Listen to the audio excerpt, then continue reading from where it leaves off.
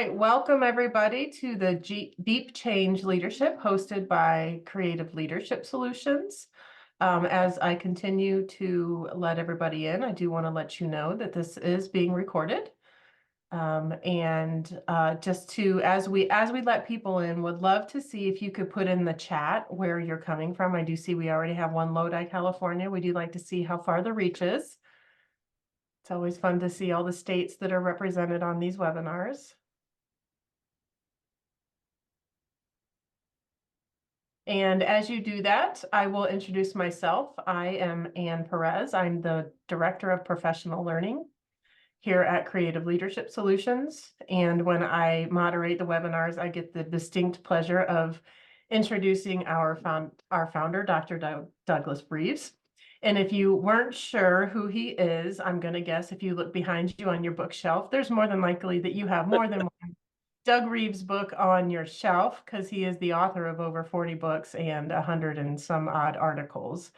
So I guarantee you have seen his name somewhere in your educational career.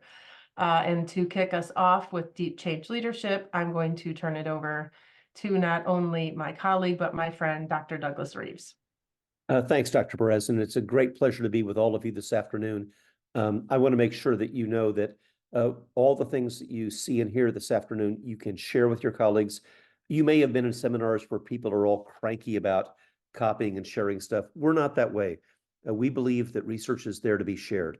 And so I'm just going to say a few words and then toss it back to my colleagues because we have a very distinguished panel this afternoon. Let me just say a few words about change. Number one, the great scholars about change, Michael Fullan, among them, have been working on this for decades, as have I. And I think part of the problem is people are more fond of quoting Michael Fullan in the 1980s than they are today. And so I'll just say a couple of things. Number one, I had dinner with Michael a while back in Canada, and I said, Michael, whenever somebody doesn't want to change, they always quote you saying, well, Dr. Fullan says change takes 5 or 6 years, and you can't do it that fast. And here's what Michael said back to me. He said, that is exactly what I said 35 years ago. I've learned a few things about change in the interim, and part of that is accelerating the pace of change. So part of what I attempt to make true in this book is in Deep Change Leadership is how we can accelerate the pace of change. We can make change happen literally in one semester. In fact, this is being broadcast in March of 2024. Colleagues, you can make change happen between now and May. You can make change happen right now. And one of the things we'll talk about is how you can have a profound impact on your students, not only in terms of academic achievement, but in behavior, in attendance, in saving teachers' time, all the things that our colleagues in the classroom are really worried about. And so I'll just say that. And the final thing that I'll say is we're each going to take turns in addressing some of the most important topics of change. And I'm going to conclude with, what do you do when you don't have buy-in? Because people do not buy into change. People don't like to have change. People want to keep things the way that they are. And if you'll stay with us for the next 45 minutes, I'll tell you how to deal with the fact that not everybody's going to buy into change and how you can address that. So with that, I'm going to turn it back over to Dr. Perez and ask her to lead us through the introductions. And then we're going to ask you to participate through breakouts. And by the way, I'm going to be participating in these breakouts as well. So I really hope that you will participate in those, engage in those, and help us understand each other and how we can get to know one another better. Dr. Perez, it's yours. Thank you, Dr. Reeves. We're going to have our committee introduce themselves to you, tell you who they are and what their current title is, and then we're going to go ahead and jump right into the content. Laura, I'm going to start with you. All right.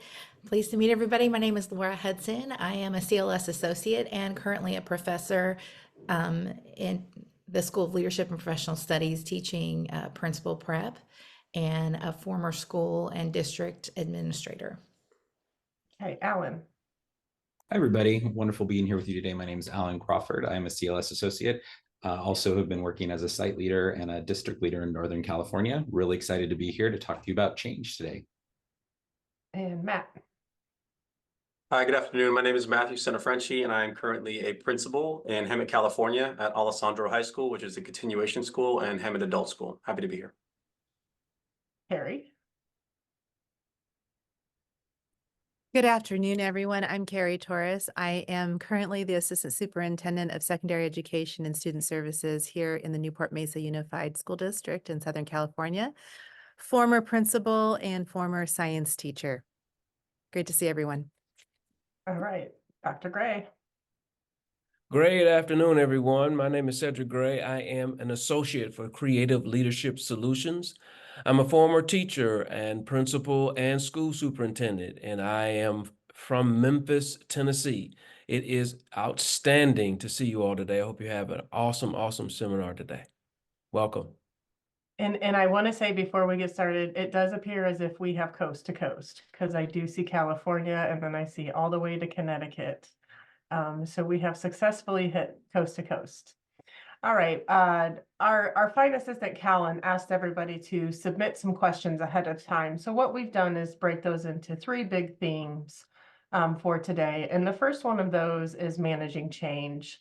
And we're going to talk first about managing change from that global level. And that's when a superintendent sets out to make change. What does that look like? What does that sound like? And how do you work with that? And then we're going to take that down to the school level.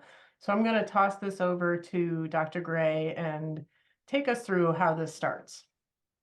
Absolutely. So I want to borrow from our founder's landmark text, Deep Change Leadership, and talk about three of the essential principles that he mentions in the book. So from a district level, a higher level, from the superintendent's office, for example, three things need to be really clear when we're talking about ushering change and leading change. First of all, you have to be explicitly clear about your vision and your purpose.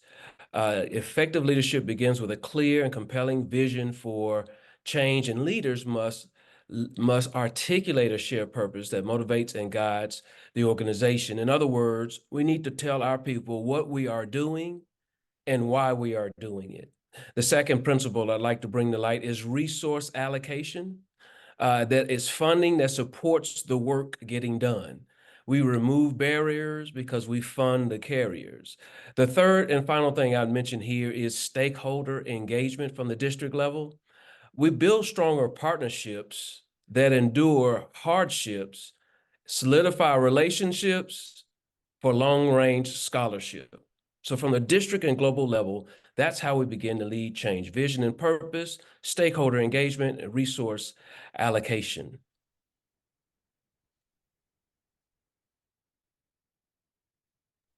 Alan and Matthew, kind of taking that and now really getting down to what does that look like in from the school level? Sure, I can start us out. Thank you, Dr. Gray. I love that.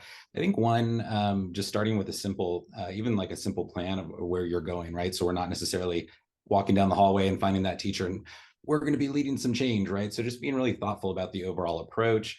I think also just a clarity around where we are now. So this, gathering data, perception.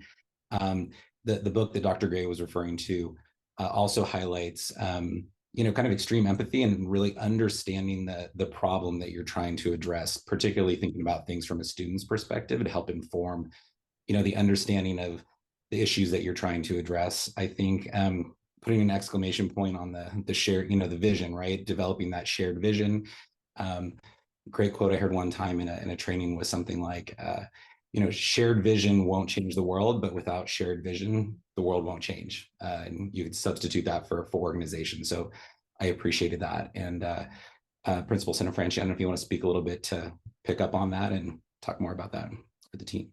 Yeah, absolutely. So just for a little context, I'm in my third year as principal at the continuation school here in Hemet. And in my first year was change necessitated by the need for big systematic change in our scheduling. So that's kind of where our change stemmed from. And the really big takeaways when I think about how we were able to progress through this and build a system that we believe works for our students were just a few of them. One of them was to build a team with intention. So to be able to pull members together that not only you think could contribute to your common goal, but to also be influential leaders on your campus. And so when you think of a site, you think probably your union leadership or your union rep probably has to be a part of this discussion, so that you have to so that the messaging is consistent everywhere, so that they're involved in the decision making and that commonly owned plan for success. And then from there, I learned that you really do have to honor the previous work that was done prior to the change being implemented. So whether you were there or not, I wasn't, but I had to make sure I dug in and saw that there was some things that were done prior that I wanted to honor and build upon. So some of those positives that had already been in place, and then say, okay, but there's still a necessity for change for our schedule and our system. And then really, it's already been mentioned once about the clear vision and purpose, and we just had to frame everything around a common goal. And it really was about student outcomes and focused on the students and what's best for the students, and not necessarily always what's best for the teachers or the admin. So those were the really big takeaways that I had from that change that we got through. It took all year. We got there. The system seems to be working well, switching over to quarters. But really it was about building that team with intention, honoring that work that had been done prior, everybody kind of digging in on that common goal, and just really lively discussions and letting everybody have a voice. Okay, so you've heard from our panel. What we want you to do is now have a chance to go into breakout rooms and just talk with each other. When you think about a change effort that you've been involved with, and whether it was good or whether it was bad, they're both data, right? Think about that vision, mission, that purpose, and then taking it into, I love that Matthew said that, and intentional planning of the team. What did that change effort look like for you? And we're going to break into, I think, 4 or 5 groups here, and we'll give you a good 7 minutes to just kind of 5 to 7 minutes to talk about that. Okay, so we'll see you back here in a few minutes.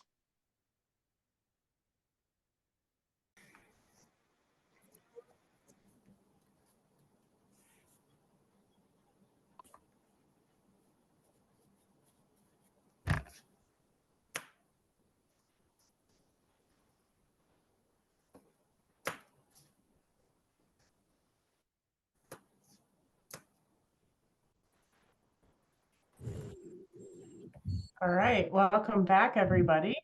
You can either put it in the chat if anybody would like to unmic and maybe tell us a highlight of your conversation. Something that you heard in your conversation, or feel free to put it in the chat. A person in our group was just right now talking about the importance of comfort, culture, kind of psychological safety in the organization, which we appreciated. We also hit on this notion of not too many things at once, which also in the book is framed around, deciding what won't change, which is great, as well as, highlighting the deep understanding of the problem and just that continuous improvement cycle around kind of where are we versus where we want to go or where we want to be. Thank you, Alan.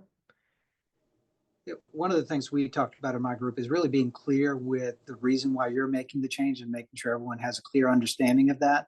The other part too, that something earlier presenter talked about, is when making change, really thinking back to and honoring what's already been done and what's worked effectively.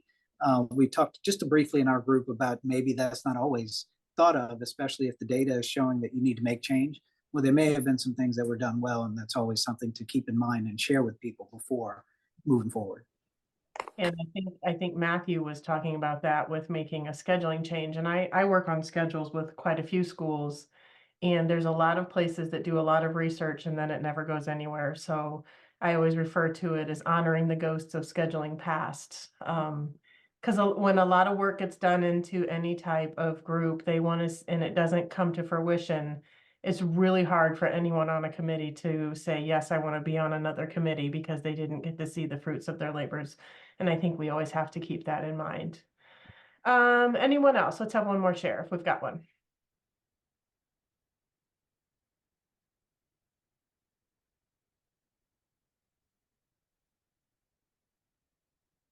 Okay, I don't know what the wait time is for Zoom, but that felt awkward enough. So we're going to go ahead and move on to the next one, right?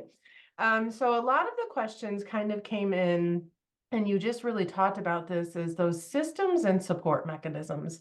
Anytime we think about change, and we have to, I think, Dr. Gray said it really nicely, that vision, that mission, that clarity in why we're doing it, honoring the work of the past, having that systematic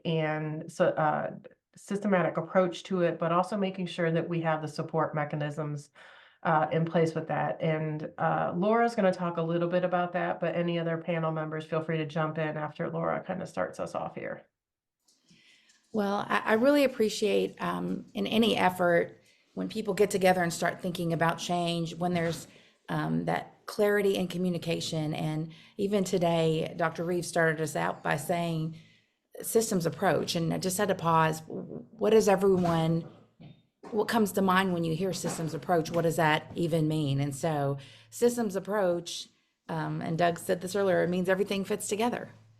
So I think so critical to change is whatever results we're getting in whatever level of organization we're looking at, whether it's state, district, school, or classroom level, the results that we're getting are due to the current system that's running. So I think a great starting point is, really looking at analyzing the system that we have in place, or maybe subset of systems, and whether or not there is coherence between them. Cotter talks about so many, he has his work on 8 reasons why change initiatives fail. And when you look at systems, they're systems of people. And when you look at the structure there of those people, you have to ask some questions about whether or not that system is designed in a way that's going to bring out paralysis because there's so many stakeholders, or whether or not there is an intentional structure that allows for a small number of people responsible for results, those senior line leaders, as Cotter called it. So there's so much that could be said about this, but I think the theme that ties into even what we spoke to previously with mission and vision is coherence. So most people say, yes, we have all these systems, but the analysis of whether or not the systems have coherence so that they are not undermining themselves is, I think, a key issue. And I'm going to put Dr. Gray on the hot seat here. And Carrie, I'm going to put you on the hot seat too, from the district level. Cedric, when you approached, changes as the superintendent, and I love how you said analyze the system that you have in place.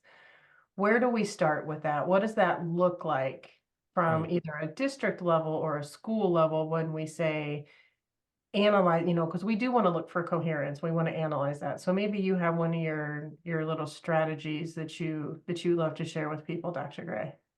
Sure. Well, and although I landed in this space several years back, I'll echo our founder's words. You have to make your mind up that there are some things that just won't change, that you refuse, that these things will stay. The second thing, and that's a thought process. The second thing is you don't know what you don't know until you ask.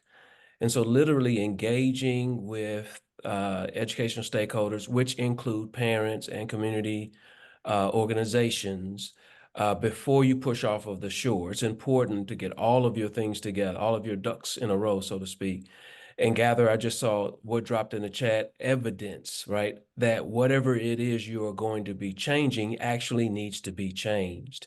It is a fallacy of some, especially new early leaders, because they want to put their fingerprint on the work. They want to make their impact immediately, that they go in to change things.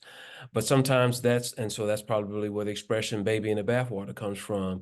But the first thing one thing that actual activity that we did, we called it We Are Family, is we gathered all of our stakeholders in one room and we asked them to write down 5 things that they absolutely needed to continue to see in the work going forward. And so if it's a room of 40 people, one person writes a list of 5. And when you've written that list of 5, you stand up and you hold that list of 5 up in the air and you look for someone else in the room who has a list of 5.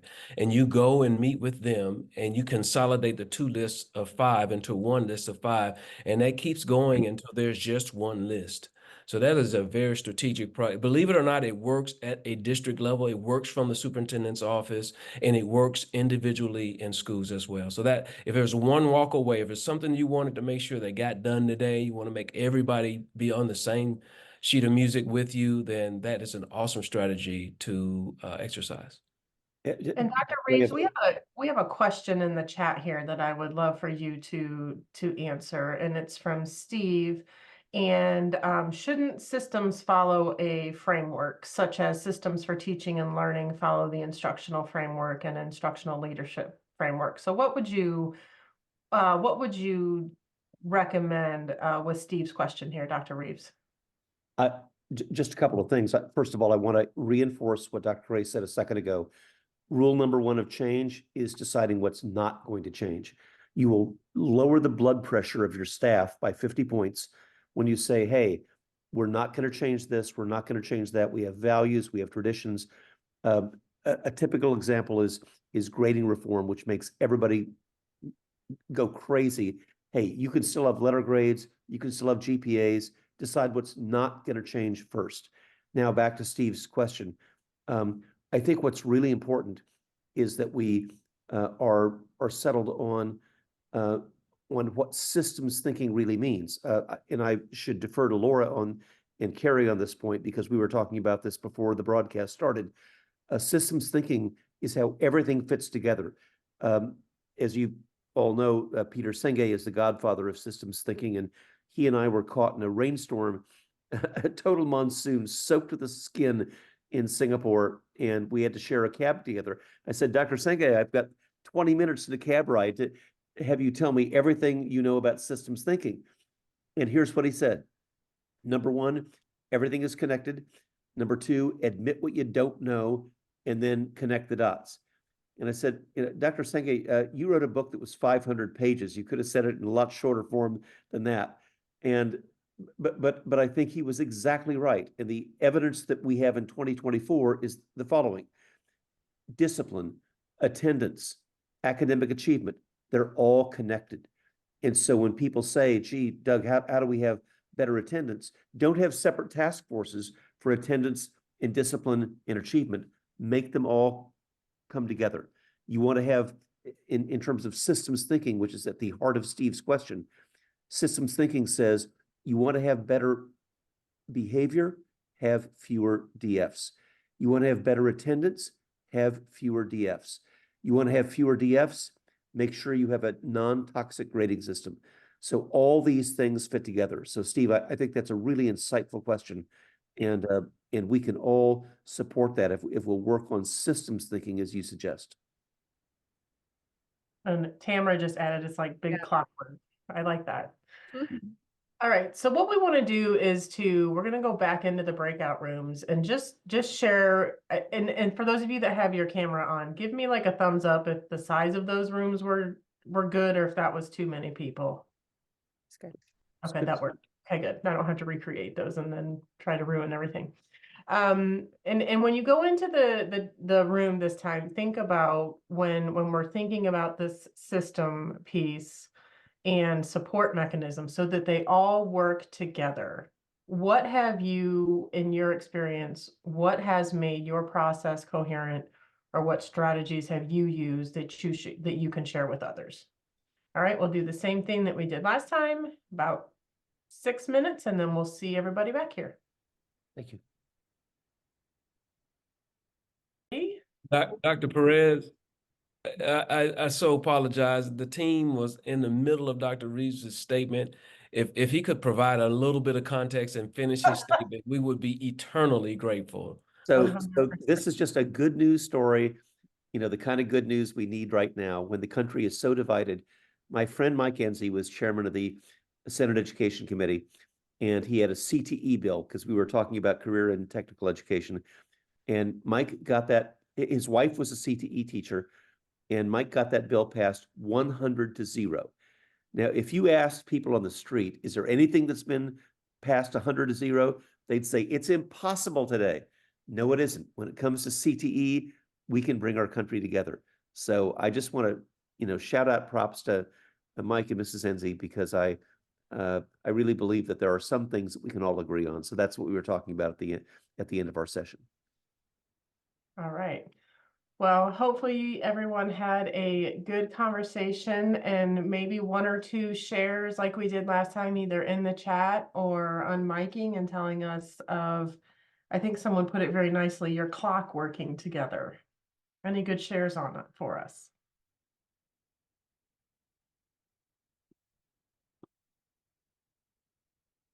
It's a shy group today.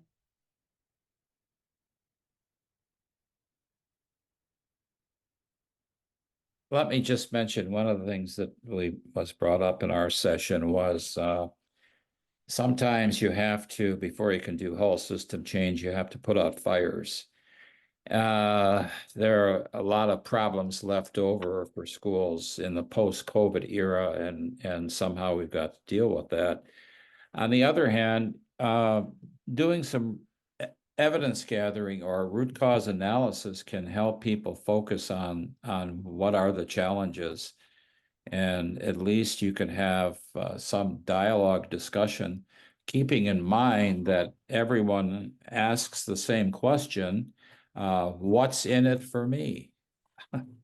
If you're thinking about changing something, what's the benefit that I'm going to have? And so that's one thing that came up discussed. All right, so our last little bit here, and we had a lot of questions around this, so we're going to try and pack a lot into this last 15-ish minutes, was really centered around keeping staff motivated and questions around, we've had a rough year, we've had to make some cuts, we've had to, how do we still hold staff accountable? All of the real everyday things that you encounter when you're approaching change. And so we want to talk about motivation and how do we keep motivation through those outcomes. And then the second piece of it, and I'm going to ask our whole committee to talk about this, or anyone who wants to dive in, is how do we maintain that culture during the change? You know, when I always found that when I was helping to make especially instructional change, and it happens with grading reform as well, that's right on people's heart. You know, their heart is on their sleeve. And the minute we're making instructional change, people perceive it to be, you're telling me that I'm bad at what I'm doing. And so we'll also talk about that culture through change. But Carrie, if you can talk to us first about how do we find the joy here? How do we keep people motivated? Sorry, particularly in March, as we are, in some spaces wrapping, getting ready to roll into the end of the year. This is a challenging time. And one of the things that we know and we've heard a lot about today is that when you have change, we need to have significant intentionality. We need to provide systems of support and/or frameworks in order for people to understand the ecosystem that they live in when it comes to change and how they are impacting that system. And I would say to motivation and all of that would be to provide a significant amount of clarity and information back to our team. So what I mean by that is keeping people motivated by sharing the data with students and reminding them of what the focus was. So when we look at how do we continue to keep people working, we need to look at those focus areas and priorities that we have established as part of the change process and bringing people back to the data sets that belong to that to show that there has been maybe progress or movement towards progress or significant progress within those 100-ish days of change. And so one of the things that Dr. Reeves talks about in his book in terms of accelerating change is ensuring that we put in front of people those wins and we put in front of them regularly, that we want to ensure that we continue to put those little bite-sized wins in front of everyone, because we can't wait for some miraculous change way over here that's 3 years from now.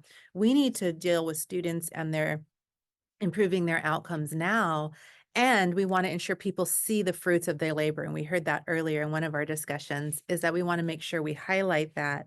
And that's really part of, I think, just the human nature is just like, am I really getting anywhere here?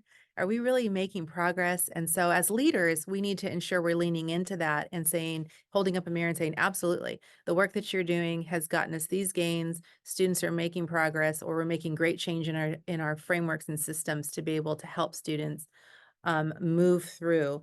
And additionally, Dr. Reeves mentioned Peter Senge, and one of the things that Peter Senge talks a lot about in his compassionate systems work is generative social fields. And when I think of that, I think of teachers, and I think of, who are the real change agents and who are really interfacing with our students and driving those student outcomes are our teachers. And so really fortifying the generative social fields and the culture and climate that lives within our system to be able to move that forward and remind them of the work is critical. And I know that we have so many different opportunities to make change. And as district leadership, sometimes we add a lot and a lot and a lot, and we forget to take away, and we heard a lot about that.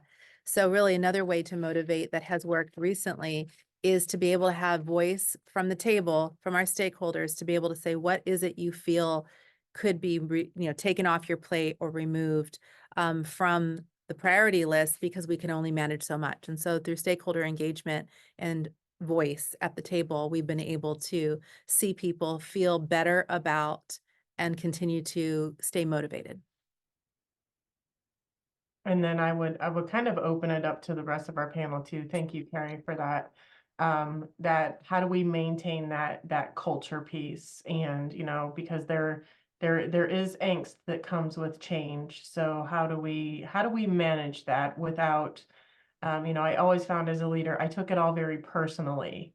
And how do we manage that? When we're trying to do the best for students, we're meeting resistance, but we know that this is what's best for them. And then how do we keep that positive culture moving forward?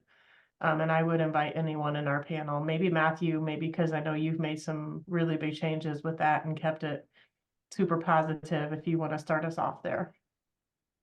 For us, in our context, it was really about, and I mentioned it earlier, just focusing on students, right? So that's what drives us. That's what drives our work. And if that's the main goal and the main drive for what we're doing, and we can stay centered around it, it tends to bring everybody along with it, and you get less dissenters and more positive outlook. Plus, you kind of tamp those out through the process, right? So as you go through and you're brainstorming and you're coming up with ideas and trying to pick apart your plans, you kind of address some of those like potentially like parking lot sniper issues, right? So the ones that will come up later that people will talk behind your back, you just put those out front and take care of them, and then just come back to, is this the best thing for our students? That's what really helped us quite a bit.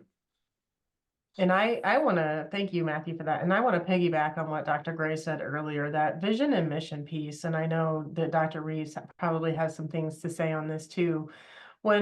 Whenever I think about vision and mission work, especially mission work, us educators are very good at sitting around a table and stringing together multisyllabic words that sound amazing in sentences, but no one can read it and know what it means. So when I work with groups, I really want everyone, and when I say everyone, down to the students, if I took it out in the community, that anyone reading it can know what it means, including action words, so that when you read my vision and mission, that you can know what a day in and out of the organization looks like, sounds like, feel like, and you can pick apart that vision and mission and say, oh, that's why that's why when I walk into classrooms, I see more than one adult, because it's an inclusive environment and I'm seeing services being delivered in that inclusive environment.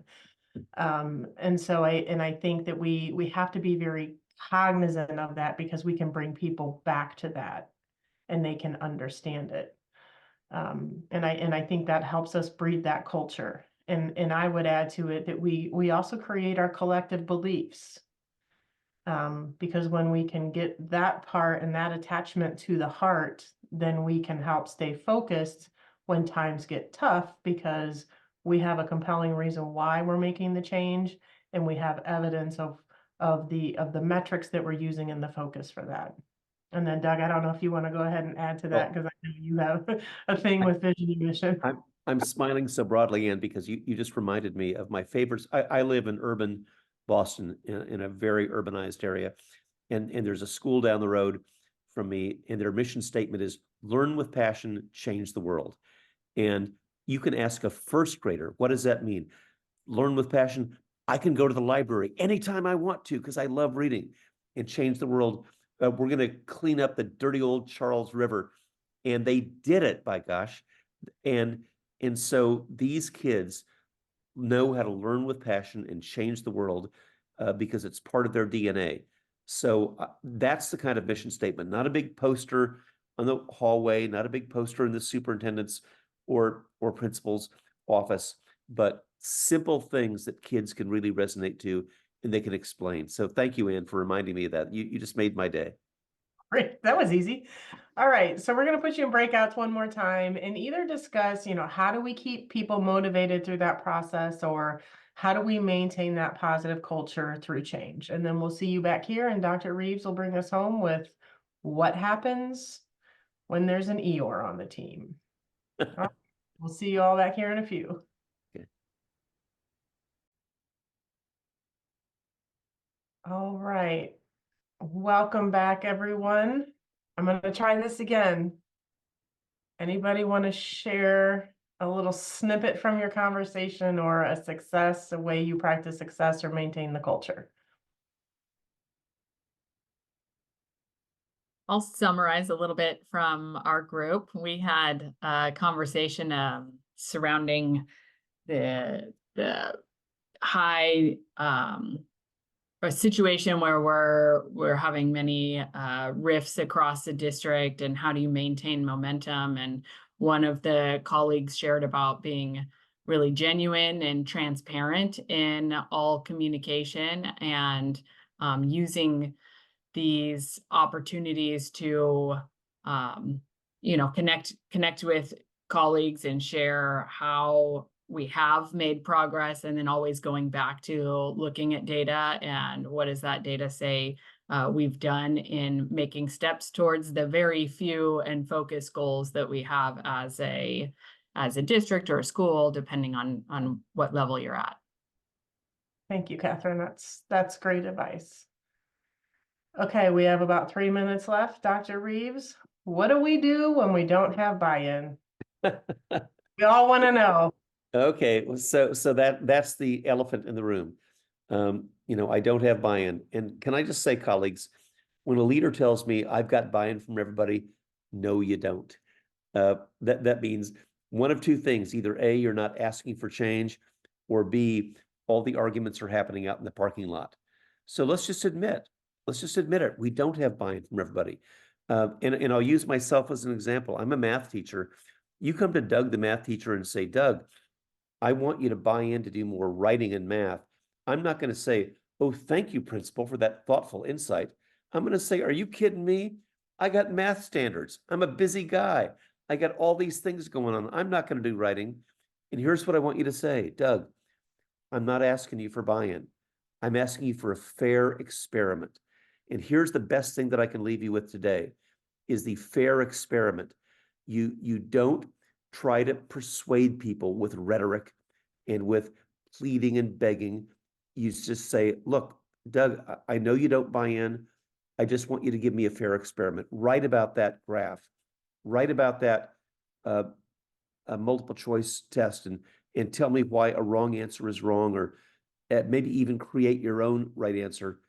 I want you to just give me a fair chance. And when teachers do that, they will not buy in, but they will give you a fair chance. So that's all I'm asking for. And so here's the bottom line. Instead of asking and begging and pleading for buy-in, ask for a fair experiment. And here's what it will look like. And I want to accelerate this. This, remember, is being broadcast in March of 2024. We can do this literally this semester. By May or June of 2024, you can have what we call the science fair for adults. And it looks just like this. It looks like a science fair where there's these 3-panel displays. Administrators, this is real money here. It's $2.59 at Office Max. 3 panels. One panel is, what's my challenge? Maybe it's academic achievement in reading. Maybe it's attendance. Maybe it's behavior. I defer to you on what that should be. So the left-hand panel is, what's my challenge? Middle panel, what's my practice? What am I going to do as a teacher, as an administrator, to address that? Right-hand panel, what are my results? And let me just give you a couple of examples of what can happen between now and the end of your semester this year. Gosh, my challenge is I've got a huge failure rate in 9th grade and 10th grade math and science. What's my practice? Well, I'm going to change from expecting to have practice done at home to practice done during the day. Right-hand panel. I'm going to have my results change from a 60 to 70% failure rate to a 10% or 0% failure rate, which is what we have seen because of getting work done in class and getting work done not at home, not the illusion of homework, but getting it done in class with teacher supervision. I've seen the same thing. It doesn't always have to be quantitative. It can be qualitative. I've seen a middle school do this amazing work where they start with, okay, my challenge was middle schoolers can't write well. Sure enough, that's true around the country. How do we get better and better, longer and longer, more and more complex? And by the end of the semester, here is what their writing looks like. So you can literally watch their writing get better and better and better. It'll make you weep. It is the best thing that I've ever seen. So it doesn't have to be fancy, doesn't have to be complex, just challenge, practice, result. Challenge, practice, result. If you will take nothing else away from today's seminar, do that. And that will make your school get better and it'll persuade your colleagues. And you know what they're going to say? They're going to say, well, shoot, we didn't need Doug Reeves to do this. We did this ourselves. Precisely what Dr. Perez said a while back. It's not about outside experts. It's not about top-down change. It's about what your own teachers say works for you. And if we can make that work, then that's what's going to really propel change, your own inside-out change. So that's my best advice. Don't, I know people are not going to buy in. I'm not asking them to buy in. I'm asking for a fair experiment. And if they will do that, then you'll have your own inside-out change, not top-down change. That's what's going to make your districts and your schools get better. Dr. Perez, back to you. All right, let's give a little bit of love to our panel. Panel, thank you for being with us today. Yes. And thank you from our friends and colleagues across the United States here for joining us today. You will get a recording of the webinar. It comes to your email. Thank you for joining us. If you have questions, please feel free to reach out. You can catch us on our website, or I will put my email in. And thank you for being with us today. We fit our hour in 3 minutes. And have a great rest of the day. Thank you. Thanks, everybody.